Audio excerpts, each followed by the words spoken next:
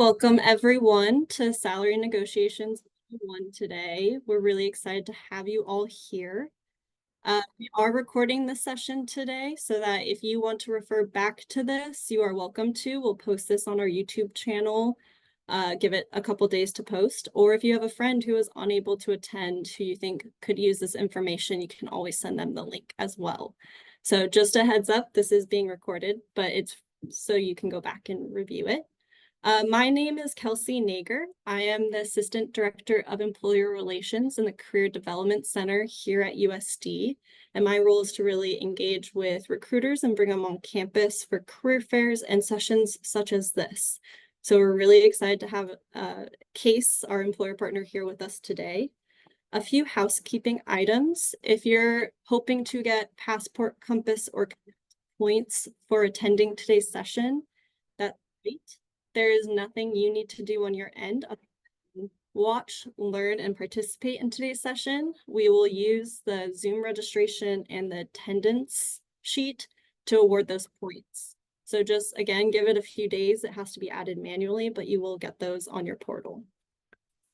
Awesome. Well, at the end of the session, Case is open to questions. So you can either unmute yourself at that time to ask a question, or you can type out an answer or a question in the chat and I will vocalize it on your behalf to our employer partners. So again, questions will be at the end, or you can send them throughout and I will vocalize them at the end of the session. So without further ado, I'm going to pass it off to Kate. They have an amazing slide deck for you today about salary negotiation and some behind the scenes parts of it, as well as some tips and best practices for how to negotiate your next salary. And I will hand it over to Selena and Lori for their time presenting today. And just thank you so much for joining us. We're excited to have you. So I'll send it off to you all. Awesome. Thanks so much, Kelsey. So hi, everyone. My name is Selena Chen. I am a Case employee, but I am also one of the HR managers here in our San Diego site division. So excited to be here with you, Kelsey. Thank you for having us. I've been at Case for about 7 years, and I have been in HR for 10 years. So excited to kind of give you my HR perspective on it as well. Thought it would be a really great idea to bring on my colleague as well, Lori. She's in the recruitment side of the house, so we wanted to kind of explain how we are both partners in the process of negotiation at our organization. So I'll hand it over to Lori to give a quick introduction. Thanks, Selena. Hi, everybody. I'm Lori Pearson-Klymans. I'm a Senior Talent Acquisition Business Partner. Yes, it is a mouthful. I've been with Case for almost 3 years. I've actually been in talent acquisition for about 18 years totally, usually within the finance, accounting, engineering, and operations realms. So I'm looking forward to interacting with everybody today. Great. All right. We'll get started here. All right. So we wanted to give you guys just an overview of Case. What do we do? You're probably wondering, I'm not sure if anybody has heard of Case, but wanted to give an introduction on what we do and our organization. So Case, Pioneering Advanced Electronics, we are an aerospace and defense manufacturing company. We pioneer the future of technology and the world's most critical missions. So a lot of our work is within the aerospace and defense industry. Specifically in San Diego, we specialize in RF, which is radio frequency, microwave, milliliters. So essentially, we build components and parts that go into the larger missiles, radars, ships for our defense sectors in the military. So a lot of warfighters, electronic warfighter systems, different missiles and radars. So that's what we do and who we are. Also a little bit more about what we do. So expanding just a little bit more here. Sorry, let's see this. There you go. So different sectors that we specialize in, as I had mentioned just a little bit ago, electronic warfare, radars, communications, missiles, and sensing are our specialties. Case overall has an annual revenue of about 750 million plus. We have around 2,200 employees. That's ever growing depending on, our workload and if we expand. We have 12 sites across the US. We are US owned and operated. We're a private company. And we have many different, as I said, through the 12 sites. One of them is in San Diego. I know at USD. So we are local here in San Diego with in the Kearney Mesa area. So pretty central there. And on the bottom here, you may notice some companies that are pretty well known within the defense industry, and we call them our primes. They are actually our customers. So we are supplier to these primes like Lockheed Martin, Northrop Grumman, Raytheon, Boeing, BAE Systems, and we build components that go into their missiles and radars and different defense products. So we also have a commercial sector, but most of our work is within defense. So a little bit about what we do in our mission there. And what do we stand for? So as a company, the most important thing we build is trust. We have many different opportunities and extraordinary careers here at CASE. We're very passionate. We're a passionate team of makers, thinkers, and doers who solve very complex problems. But it's really exciting what we do, and a lot of purpose in the work that we provide and the solutions that we provide to our defense industry. So where can you find us? So just want to brief you if you are interested in CASE or you want to learn a little bit more about us. You can go to careers.case.com. That QR code right there will take you to our careers page. We do have a few internship programs available right now. We were at the USD Career Fair, which is a really great experience. So if you're interested in learning more about us, you can visit us at our website and our careers page. Also, we're on LinkedIn. If you want to stay connected, again, just learning about the business. We do post pretty frequently on LinkedIn just on what activities we're doing, new awards we're winning, or engagement within our network. So you can find us anywhere in those areas.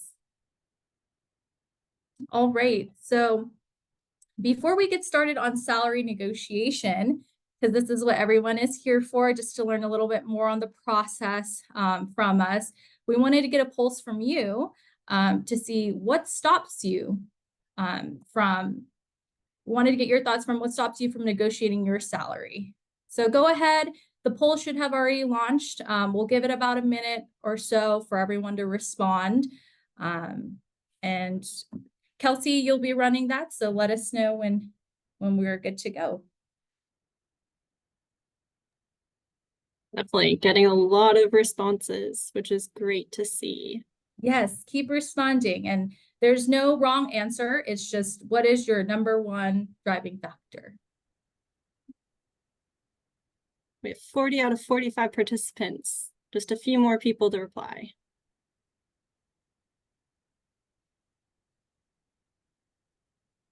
Okay. We will end it now and share results with the group.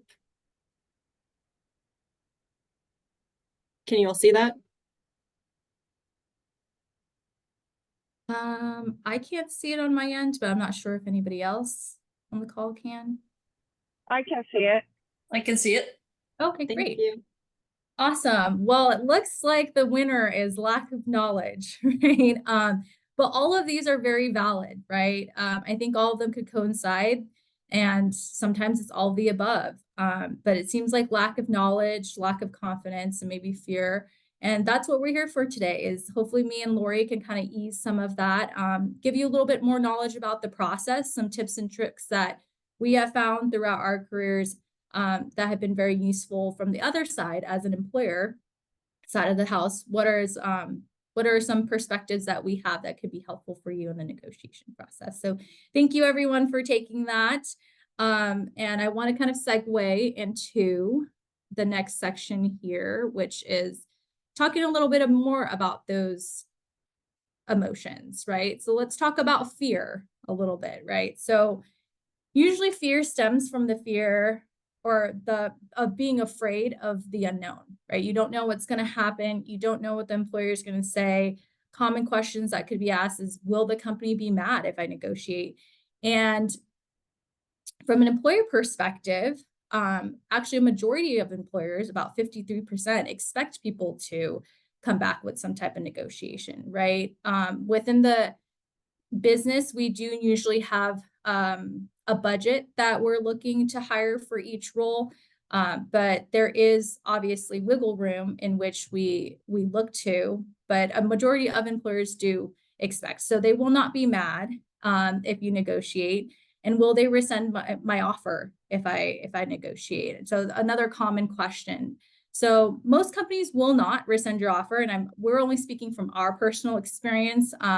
Me and Lori partner really pretty frequently together. So, and we actually get a high number of negotiations when it comes to offers that we present. But just a reminder that the employer chose you and they want you to be a part of their team, right? So most likely they want to get you on board and they want to make it work. So they will not rescind most likely your offer. However, if in the process you are combative or argumentative and not willing to negotiate or flex with them, that could be off-putting to some employers that may second guess, did we make the right decision on the right candidate, right? But initially, if you're fearful that they will rescind your offer, most likely they will not. So some anxiety around negotiations, right? What if I'm not successful? Sometimes when we don't know what we don't know, we tend to think about the negatives rather than the positives. So I always say, what if you are successful and you flip the script on there, right? You never know what they're gonna say and what's the worst that can happen, right? Asking yourself that and reminding yourself that is there are some positives to asking, and it doesn't hurt to ask. I think sometimes the fear and anxiety of asking takes away from from what you want to achieve, and you'll never know again if you don't try. So we always highly encourage you to try. And even if you're not successful in your first negotiation, it gives you more practice so that you can continue to negotiate and be more confident in your skill sets and know what you want to go for as far as your salary goes, right? Lack of confidence. How do I know my worth? So you'll hear this a lot throughout the presentation of knowing your worth. So what does that mean? Where do I start and how do I know what my worth is? Which is a really great question. I always say you can always start by listing out all your accomplishments from projects, accomplishments from internships, any experience you have in the workforce, all of that, and then build your personal brand from that, right? And also knowing your worth is also doing the research behind that. So that research and being prepared can really help with your confidence in the process. And last but not least, lack of knowledge. What a majority of the participants here have expressed, they just don't know where to start. Like, where do I start the conversation? And actually that process, Lori will go a little bit more into, but just to kind of scratch the surface, where you start the conversation of pay is at your application, right? When you're applying for the job, it does ask for your pay expectations. So even if you don't know, you can put a range, you can be flexible, but really the output of that is you really want to remember the company is trying to work with you, right? And they really want you, they're on your side and they're not against you. And so the more that you do your research, again, to build your confidence and be prepared, that will help with your conversation, because you'll have numerous opportunities within the recruitment cycle to discuss pay. Most likely you start at the application process, and then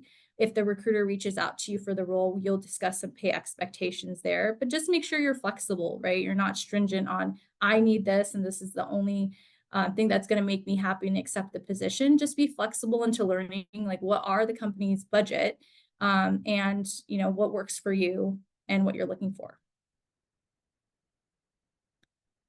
All right, so I'll hand it over to Lori next to talk about the process of negotiation. Thanks so much, Selena. Those were some great points. So just following up on that, happy Pay Equity Day to everybody on the call. Does anybody know what that date represents? Well, this date symbolizes how far into the year women must work in order to earn what men have earned in the previous calendar year. So women are working from January 1st to March 12th, just to equate to what men have made the previous year. So that it's a very important topic, not only just for women, but for men and women together. You know, the truth is that both men and women have a hard time negotiating better pay. There are a lot of counter stereotypical and societal expectations for them, particularly because they're more likely to encounter resistance for doing so. You know, for gender equality, it's vitally important that women have as much potential to negotiate their pay as men, and men have as much potential to access family-friendly practices as women. So it's not a one gender or the other situation. It's collective. I read a great book not too long ago, and I'll put this in the chat. It's called Women Don't Ask: Negotiation and Gender Divide by Linda Babcock and Lara Achiever. So if you want to delve into that a little bit farther in the stereotypical, shatter some of those stereotypical notions, please read this. Little bit of trivia. When asked to pick a metaphor for the process of negotiation, men always picked sports analogies, winning a ball game or a wrestling match, while women picked the phrase for negotiation as going to the dentist. So that definitely tells you something. So, Selena, do you want to drop the statistics? There you go. So, as we can see, 56% of men say they negotiate first offers. Only 41% of women negotiate their first offers. There's a fairly big difference there. And, you know, with education and awareness, I think we can bring the statistics up. Next slide, please. So why should you negotiate? Well, a majority of employers are willing, 53% are willing to negotiate salaries for entry-level workers and typically offer a lower salary than they're willing to pay, so there is room to negotiate. So to help that, you know, you have to remember negotiation is just a conversation. It's not a confrontation. We want to create a win-win situation. So a couple of the things that can be the outcome of negotiating can be a better salary. So the salary you negotiate or choose not to negotiate follows you to your future jobs. If you start in a job or industry at a lower rate than others, chances are you'll continue it throughout your career with making less than your peer groups for the same job and the same function. So this is where you start, even as an entry-level person. Next, you know, be able to show your value.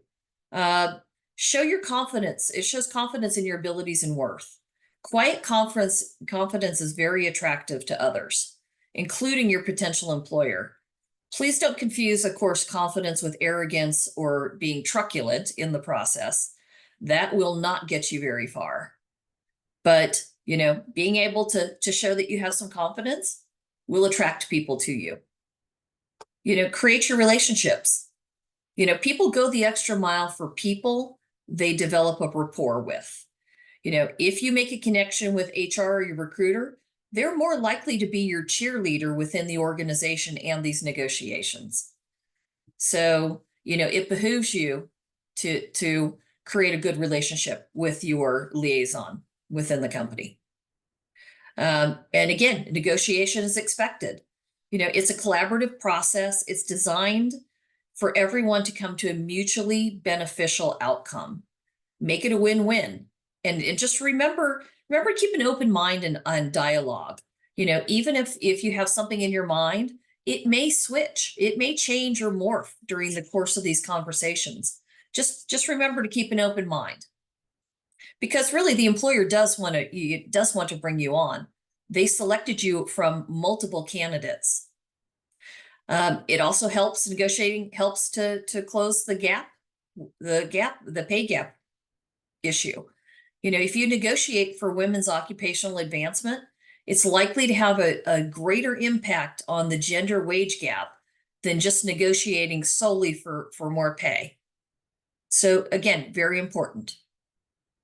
And of course, then you want to be the GOAT in your negotiations and make it a win-win for everyone. Next slide, please. All right, so you've nailed the interview. Now they want to talk compensation expectations. What do you do? You know, negotiating salary can be intimidating. So here's a way to expand your knowledge and to give you a concrete basis to start to formulate your knowledge, even if it's just initial knowledge. So, you know, when does the process start? As Selena indicated, it starts at the application. It starts in knowing what you're going to put down as a salary range. So what you need to do ahead of that, before you apply, is do your research. You need to have your research done before you apply, know your salary range and your bottom line. This starts by doing that research, review salary comparison sites, look at LinkedIn jobs to validate salary and skill set of your peers. You know, understand your audience. Who are you interacting with and negotiating with? Is it HR? Is it the talent advisor or the hiring manager? Tailor your conversation and approach to them. Each of us has a different function, even if it's interdependent within the company. And, you know, HR may know more than the recruiter at that point, and certainly sometimes knows more than the hiring manager, at least as far as salary expectations go. So use your people skills. People go the extra mile for somebody that they like. If you make that connection, again, they're more likely to become your cheerleader and advocate for you internally as you go through this process. So to alienate the person that is your liaison is really not going to get you anywhere.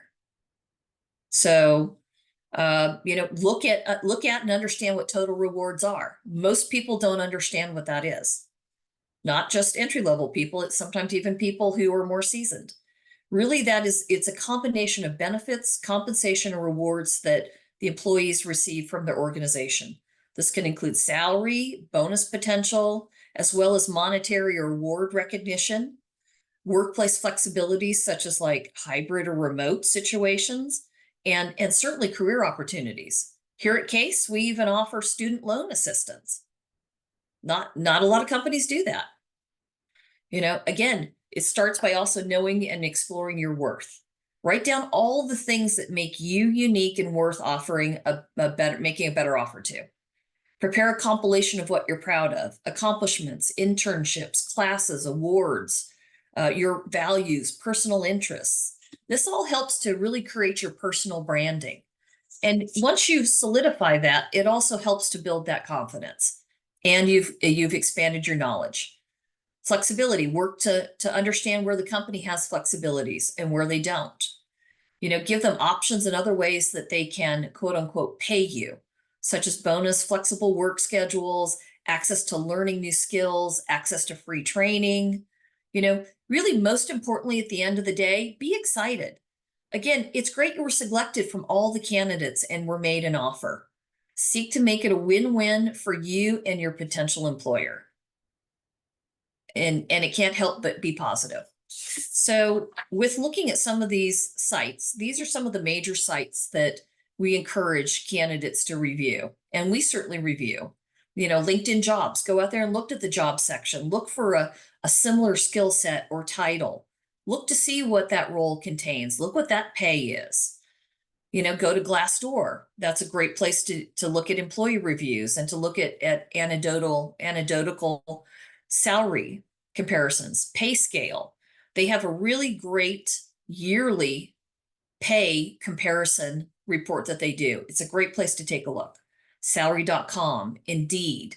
You know, if you'd like to really drill into statistics and future opportunities, go to the US Bureau of Labor Statistics. That's another good one. Next slide, please. So we've come to the do's and don'ts. So, some of these are pretty self-explanatory, but I'll go over them a little bit. Again, know your work, do your market research, prepare a compilation of your skills, education, GPA, project awards achievement. Communicate effectively. Use clear, respectful, assertive language. Make sure that and this is one that I see quite frequently, people will ask for one thing in a counter negotiation, and they will not ask for everything that they want. So they clear one obstacle and then they bring up something else they'd like. Sit down and understand what you need in a counter offer and present it all at once. It makes it easier for everybody involved. So build rapport and trust. It's not just about the salary, but it's also about building a positive and professional relationship with your potential employer from day one. Because you only have one chance to make a first impression. And this is important to do. Review and confirm. Once you've reached a verbal agreement, get the details in writing. Make sure you've read over carefully and ask for any clarification that you feel like you need. Sign only when you understand everything and are comfortable with the agreement. Manage your emotions. Selena spoke to this earlier. Make sure that, these types of negotiation can trigger a lot of emotions, anger, disappointment, anxiety. Make sure that you're actively listening, ask open-ended questions, and discuss any concerns to your satisfaction. Again, continue to ask questions. Question. Seek to understand the company, your concerns, and address any that the company may have for you. Don'ts, really don't accept the first offer. Again, the statistic earlier, 53% of all employers are willing to negotiate salaries. One of the big things, don't lie. Because what happens is, if you lie about your current or previous salary or other offers you may have, oftentimes the company will ask you for a recent pay stub, a W-2, or ask for the offer letter from the other offer. So definitely don't get caught in that trap. Selena indicated, talked about don't be combative. Remember that if you make people feel defensive with your message, they'll no longer hear you and be much less likely to negotiate with you in good faith. So burning a bridge. Sometimes negotiations don't always go the way they're planned and hoped, but really it's one of the worst things you can do is burn that bridge. It's a big business world, but if you don't successfully negotiate for what you want and you burn that bridge, oftentimes you'll no longer be considered for opportunities at that company, or they will be leery of looking at you, and people will remember you. People move to other companies and bring the negative connotation of you with them. Be unprepared. Again, generally from the application on, you're going to be asked to give a salary expectation. I guarantee you as a recruiter, that's one of the first things that I discuss from my first screening call with you, is going to look at what you put on the application and talk through that. I will then again ask you again after the first interview, and certainly after the final interview, and certainly when we go to offer. So make sure that you understand what your lowest acceptable salary is, and you understand how those total rewards impact that final number. Rush the response. It's very hard for people when they hear silence, they feel compelled to want to fill that silence, but silence is okay. So, it's completely okay when you get a verbal offer to restate, or when you make a counter offer, to restate the offer verbally and then be silent for 10 seconds and let everybody have a chance to understand the exchange. It works both ways. Also, it's totally okay when you're extended a verbal offer to say, thank you for the offer. I'm pleased to have been extended an offer from your company. I'd like to take some time to consider this offer for X amount of time. Just make sure that you set and keep a date as to when you will get back to them by. Don't over apologize for counter offering or asking for some time. It might be hard to do, but it can work against you because it makes you look fearful, anxious, and unsure of yourself. Next slide, please. Thanks so much. So I won't go into this too much in depth, but we wanted to give you enough information so that you could refer to this and tailor it to your situation later on down the line. But, oftentimes you will come into situations where the offer is too low. And this is just some word tracks that you can utilize. You can either verbally or you can utilize it in an email format. Things like, thank you, this is wonderful news. I've enjoyed meeting you and the team. I'm beyond excited to work together. Before accepting the offer, I'd like to discuss the salary as it's much lower than my competitive market rate. Based upon those skills and experience, I'd be happy to accept a salary of, and that will be your whatever number you've decided that you need to have. And again, taking into consideration the total benefits. So let's say that you have gone through a situation where you've put down a range or put down a salary. You've talked through with me as the recruiter, we settled on a number, and then you go through the interview process. And maybe there was something additional that maybe wasn't apparent in the job description or that came out during the interview, the on-site interview. So, and you came back thinking, gosh, this is going to be more than I assumed. It's totally okay to go back, but you need to make sure you give an example of, like, let's say that they want you to be able to do pivot tables in Excel, or they want you to be able to do data analysis. And that was not something that you knew before. It's okay to go back and ask for a higher salary. And this is how to do it. So there are going to be times when they can't budge on the salary. This is where you go back and look at other ways, try and get other ways to reach that total number, including those total awards. So next slide, please. Or actually now it's Selena, I'll turn it back to you to discuss pay transparency laws. Sure, thanks, Lori.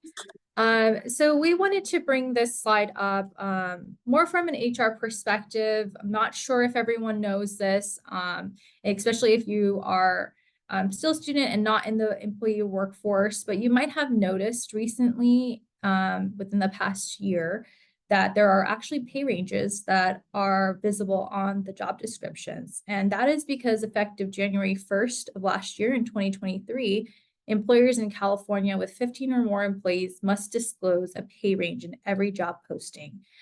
So even if the company is not located in California, but they have employees working in California, that also applies to have that posted in their job postings as well.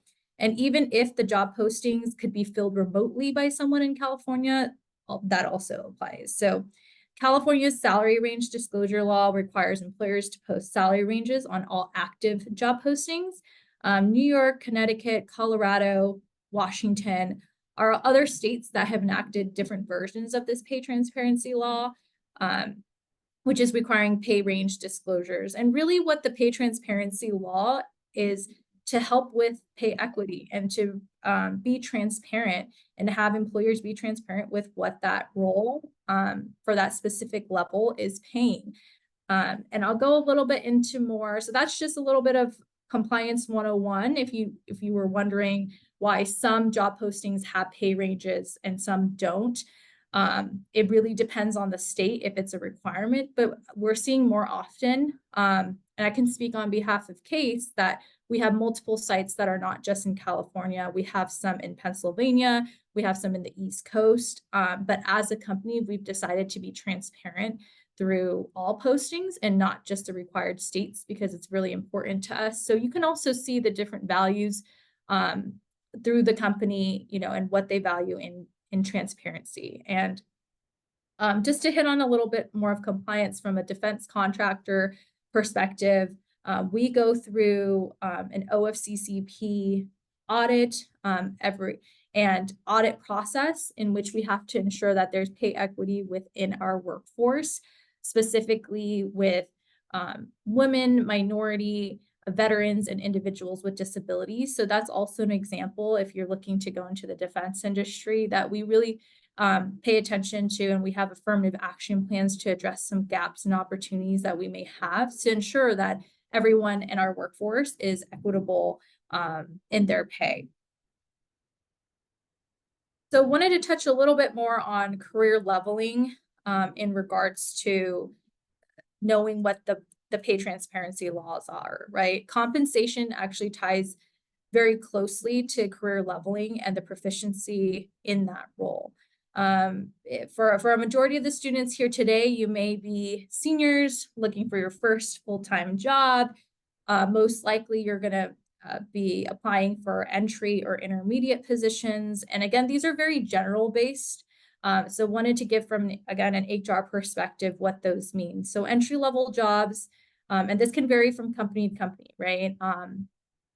But generally entry-level jobs have 0 to 1 years of experience, professional experience. Intermediate is about 2 years or plus, and senior is 5 years or more. And just keeping that in mind when you're looking at which titles to apply to, just also note that different levels have different criterias in different organizations. So a level 1 engineer at Case may not be the same as a level 1 engineer elsewhere, right? And industry plays a part in that too. So keeping that in mind when you're looking at job postings and what that means. So for those states who disclose pay ranges, you might see the minimum pay range, midpoint, and maximum. So you'll see a range. Usually the range is minimum and the maximum. So minimum could range from an 80% comp ratio into 120, and I'll go a little bit more into what comp ratio means. But minimum of pay range is usually you're new to position. You're new to the position, you don't have much experience. When you're getting towards the midpoint or the halfway point of that range, usually you are more experienced in the role. You have more skill sets that maybe you've had from prior internships or different organizations, and you are considered mainly fully proficient in that role. And the maximum of the pay range, usually you're exceptional in role. And so this is kind of the salary-based and career leveling we provide here at Case. Again, this varies from company to company, but generally when you're looking at the pay range, understand what that means and how that applies to you and your position and your years of experience. Our recommendation is if you are entry level, aim for 80 to 90% comp ratio, right? You're still gaining experience, and you might not have the years of experience of 2+ or 5+ to be making towards the latter end of the range. And just mind you, with the pay ranges are potential growth earnings within the role, right? So just mind you, it's intriguing to look at the pay range and say, wow, I want to go towards the maximum end of that range.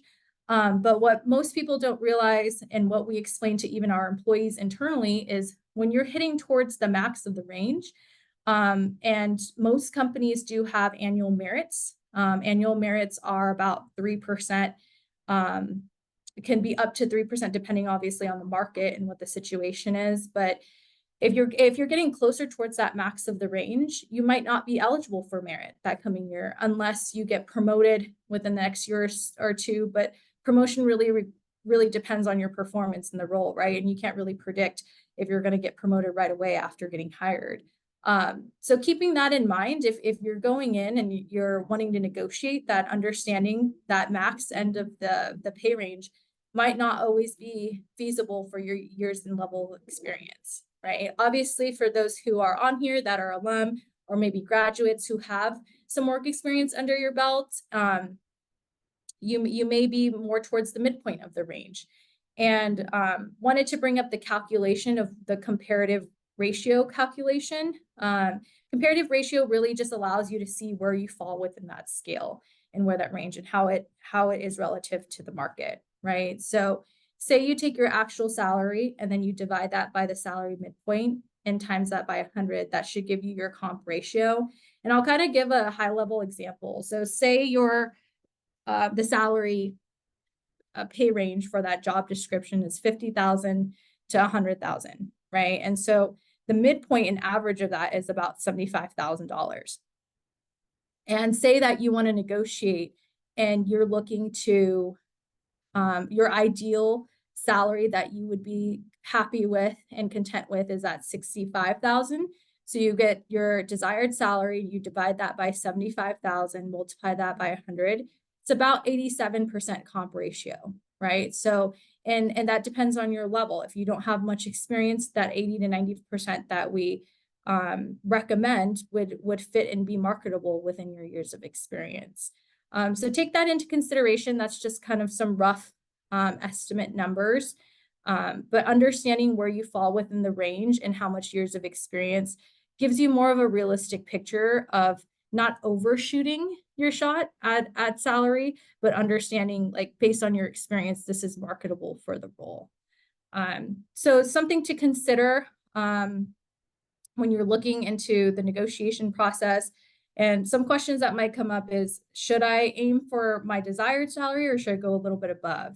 My recommendation is you go at least 7 to 10% above, because the employers, from an HR perspective, this is where Lori communicates with me if we have a candidate who is looking to negotiate, and most likely the HR team, if it is a bigger organization and they do have HR as a separate specialization, then we actually work directly with the hiring managers and within our budget to ensure that we're not only looking at just what's marketable outside, but we're also wanting to make sure our internal equity is up to par, that anybody who we're offering is not completely creating to be an outlier within our organization. So we take a look at internal equity, we take a look at market equity to make sure that our offer is coming in competitive, but also within reason and within our budget as an employer for that, hiring for that. So if you have a desired salary, go 7 to 10% above that, because most likely when you come back to negotiate, the employer is going to try to meet you somewhere in the middle, and just make sure what they meet you in the middle with is close to what you're ideally looking for.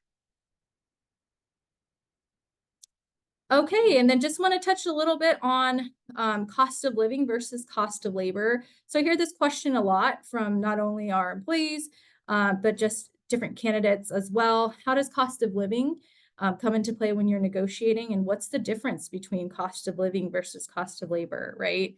So cost of living refers to the price of goods and services in a location, such as housing, taxes, and personal items, and cost of labor refers to local pay levels. So even though cost of living and cost of labor may be related, they're not always correlated. And I wanted to put this example on here, very different extreme realms of cost of living versus cost of labor. But California, as we know, we live in California, and our cost of living and cost of labor are both high. However, in Hawaii, the cost of living is high and the cost of labor is low.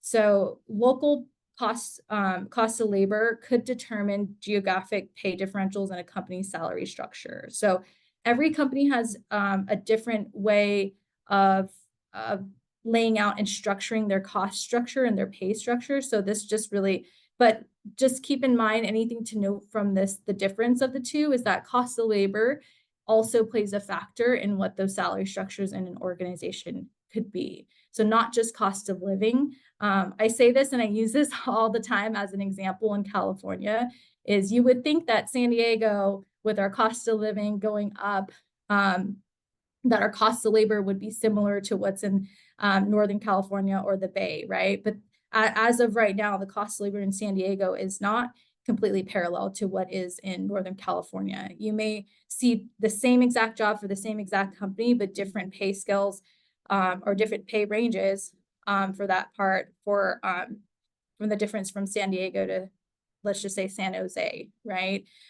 So keeping that in mind when you're negotiating, that cost of living is not only a factor, cost of labor is as well, and then understanding what the demographics on that are.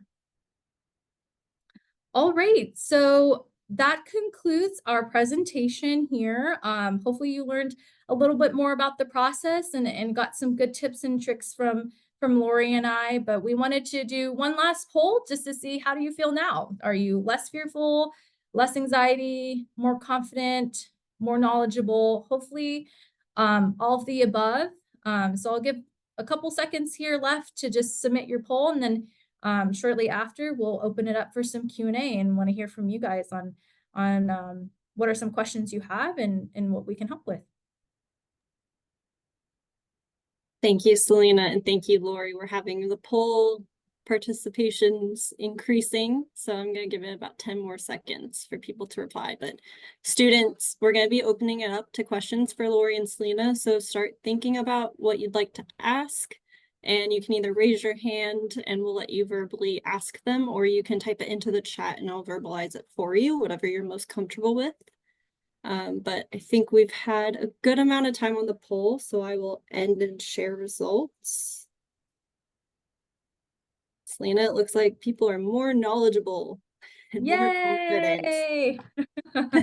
Yeah, I mean, that's awesome, right? I think just USD having this platform, Kelsey, you and the team honoring this for the students and alum and just graduate students as well, I think is amazing. I wish back in college too that I had this platform really just to know what to expect or even have negotiation in my vocabulary. At that time, it was not even thought of, or I didn't at least think of it. And the more that you do it and the more that you practice, I promise you will become more confident. And you'll learn more too through the process on some of your own do's and don'ts from it. But you know, with anything, it takes time. It takes time. So I'm so glad to hear everyone, or the majority of you guys have become more knowledgeable, more confident, less anxious about the process, and less fearful. All right, so we'll go ahead and open it up for some questions, as Kelsey had stated. Myself and Lori, we have our virtual business cards kind of there.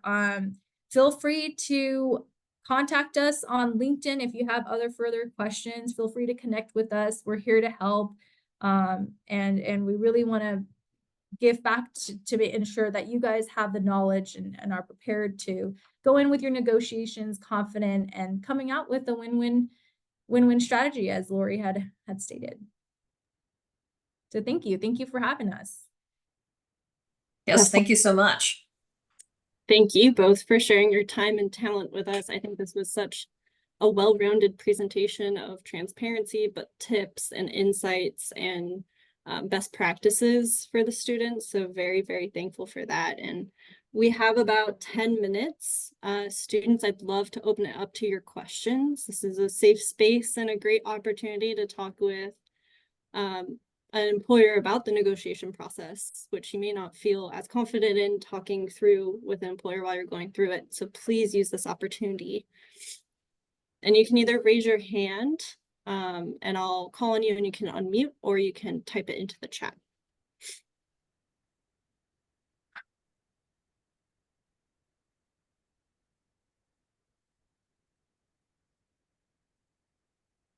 As Lori and Selena, to start it off, how many negotiations or what percentage of offers do you put out that end up with negotiations, would you say? So I would probably say in today's tight candidate market, probably I'm going to say 95% of all my offers go to counteroffer. I would agree in that. So Lori is one of our senior recruiters here, more on the technical side, and specializes in engineering roles that we currently have, but and some business as well. But it's very common that when Lori's recruiting for that role, that she partners with me and says, Selena, we have a counter offer. And this is what their pay expectation is. And these are some of the factors that they're looking for. So it's actually more common, and it depends on the market too. Right now, it is a tight market as well as far as recruitment goes. And so we are seeing a lot more counter offers. And generally, I guess through the process, it's a back and forth process, right? The goal is to get to a happy medium within the first two, I would say 2 or 3. Countering in the process where we're able to meet in the middle. And so, yeah, we do see it a lot more often than not. That's great. And when I say I include that 95%, almost every single one of my new graduates or level 1 roles are being countered. So people are doing that even with no experience. That's great to So hear. go out there and negotiate. I love that. And that kind of goes along with the question in the chat is, what is the best way to approach negotiating your salary coming out of college with little to no experience in the working world and a competitive job market? What are kind of those first approaches that you'd recommend? So I would typically say, again, make sure that, so if you're following other people in the same degree path, look at what are maybe some of the advanced classes that you've taken. Do you have any, specifics, like, let's say even within engineering, like if you were to take radio frequency or mimic or anything like that, things that make you stand out against your other peers in that degree path would be things that you would talk about. If you have any kind of internship or even school projects where you have led a team or you've been on a project that has come to a successful completion, showcase those, because again, nobody's expecting you to come in and have a myriad of experience. It's about the potential and the intrinsic personality traits that you bring, the self-determination, hungry to learn. You have outside interests that align with that degree path. Those are all things that make us I look at a candidate and say, gosh, this looks like it's not going to be a mediocre candidate. This is going to be a great employee for a company. The things that you do outside, how you carry yourself, internships, school, awards.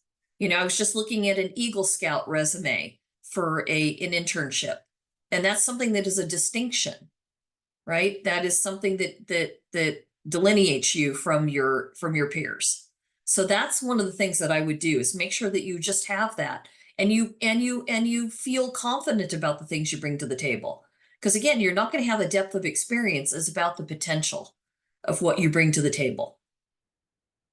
Selena, anything to add there? Yeah, and just to add there too, a lot of employers are actually looking for early careers. So we want that talent. We are looking for you to join our organization.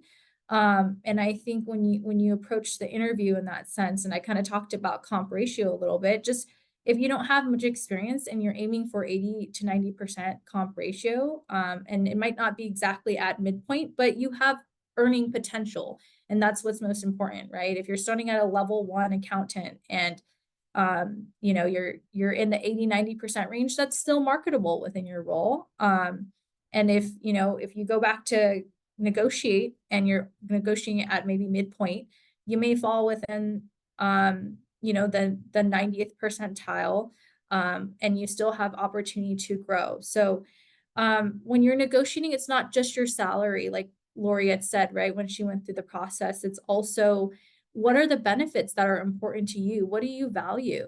And what would really help you also in a financial sense? Like some companies have tuition reimbursement, like us at Case, which can help with some of those student loans. That's also a part of equity as well, and your overall compensation package. Also, there are some continuing education programs that companies have. If you want to go for your master's, things that matter. It might not be immediate and pertinent at this point, but there's a lot of different factors that companies can offer, right? Your benefits, your medical, dental, and vision. It might not be specific to you now, but long-term, as you grow within the company, those will be driving factors. And when you get very seasoned in your career, those become some of the most highest driving factors, or some of those benefits that are not just your salary base, right? So like Lori said, leverage your experience that you have in your negotiation, but just know that the companies want early career talent. So we want to make it work. We want to meet with you in the middle, but just come prepared with, something that's reasonable and not completely towards the latter end of the range, where you can't suffice for your experience, right? Be realistic with that. That 80 to 90% comp ratio that I had described is kind of a good starting point. Awesome. Thank you for answering that question. Another one that came in was, do you know if that 95% rate is the same in other industries? And I think that was referring, Lori, to potentially the negotiation offers that you receive. Yes. I think again, it's the beautiful thing is right now, the pendulum of power is within the candidate market. So it hasn't always historically been that way, but so employers are predisposed to wanting to work with you because the candidate markets are tight. We're always looking at succession planning from day one too. Bring in the bright new people, train them, give them a career path. And so we want to work with you. So, that hesitancy of, hey, they're not going to like me or they're going to rescind the offer is probably not going to be the case. We really want to make it work. So yes, I've seen that across all skill segmentations and industries. Great, that's good to know. A question that came to me through direct message was, how would you recommend approaching negotiating if you have already worked in an organization for several years and have become more skilled, but you feel as though your raises and salary don't compare to the value you bring to the company? I can kind of take that might be a that. good one. Yeah. So I think we get that question asked often within our employee base. I think it's really important to discuss with your manager and with your HR representative on where do I fall within the pay scale? What is my comp ratio and what does that mean? Some organizations, our organization is paid per performance. So if you're meeting expectations, your annual merit might not be at the topper end or at a higher percentage, right? So if you're meeting expectations but not exceeding, working with your manager to understand what can I do to exceed to get, possibly a higher rating or merit within the next year. It never hurts to partner with your HR representative and your manager to understand, like, where do I fall? I think leading with the question of I don't feel like I'm getting paid or being equitable within my role. I think instead of using your emotions to lead with the curiosity, it's more of, can I look at the factuals base of where does my salary compare internal equity wise, and how does it compare to market, right? With some of those distinct facts rather than I feel like it doesn't. And also, do your research as well and see what outside perspectives are hiring for.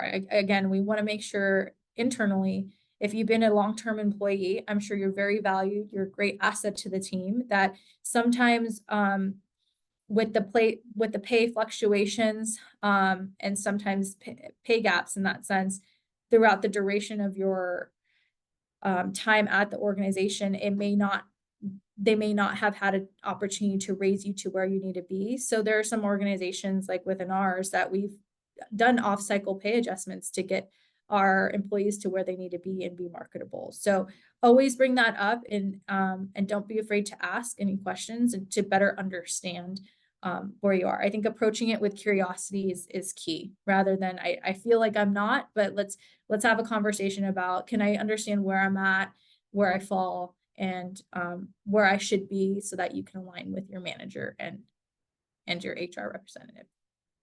I love that curiosity piece, that ask the questions, become more knowledgeable, and then use the facts to help support yourself in that negotiation, rather than that feeling piece. So really love that, Selena. Thank you.